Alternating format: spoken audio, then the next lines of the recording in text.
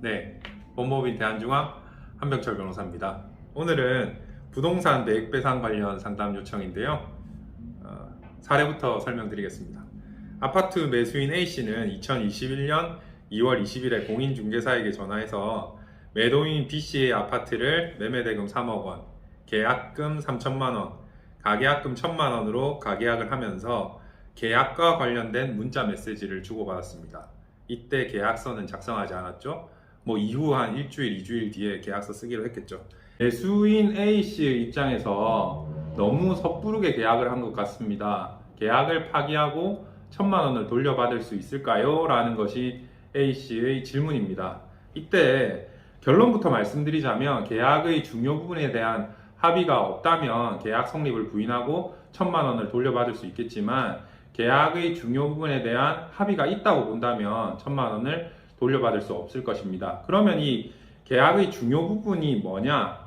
판례는 목적물, 매매대금, 중도금 지급 시기, 잔금 지급 시기 정도가 특정되어 있다면 매매계약의 합의가 있다고 봐서 매매계약이 성립되었다고 보는 것이고, 그 네 가지에 대한 합의가 없다면 매매계약이 성립되지 않았다라고 보고 있습니다. 최근 하급심 판결에서는 가계약의 특수성을 인정해서 가계약금의 경우 돌려받을 수 없다라고 판시한 하급심 판결이 있기 때문에 이거에 대해서는 유의를 하셔야 되겠습니다.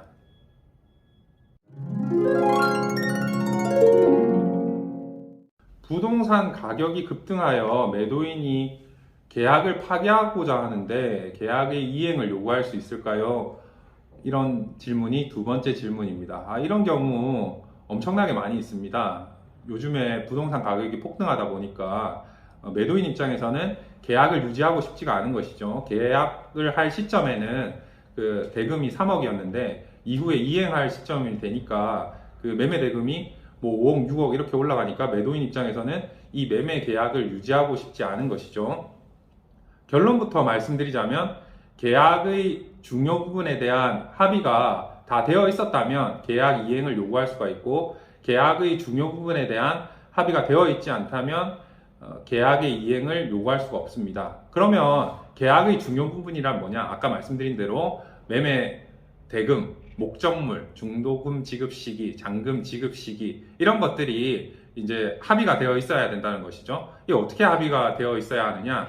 보면 문자 메시지나 공인중개사와의 통화 녹취록 이런 것들을 통해 이런 부분에 대해서 증명할 수가 있어야 합니다. 이런 것들이 증명할 수가 있으면 매매 계약의 이행을 요구할 수가 있는데, 증명할 수가 없다면 매매 계약의 이행을 요구할 수가 없습니다.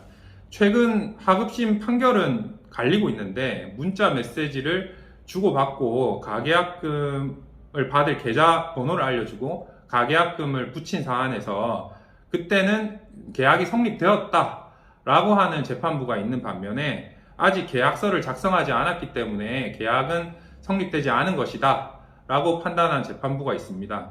그러니까 매매 계약의 이행을 요구하려는 매수인께서는 적극적으로 매매 계약의 중요 부분에 대한 합의가 있었다는 점을 소명해야 된다라는 점을 명심하시기 바랍니다.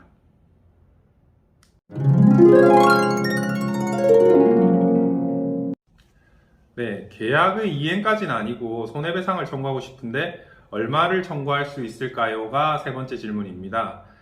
손해배상을 청구할 수 있는 금액이 1천만 원이냐 아니면 3천만 원이냐, 여기에 많은 사람들이 이제 의문점을 가질 것으로 보이는데요. 계약이 성립되었다고 본다면 다른 특약이 없는 이상 3천만 원을 위약금으로 청구할 수 있을 것입니다. 그러면 애초에 1천만 원을 주셨기 때문에 3천만 원을 더해서 4천만 원을 청구할 수가 있는 것이죠.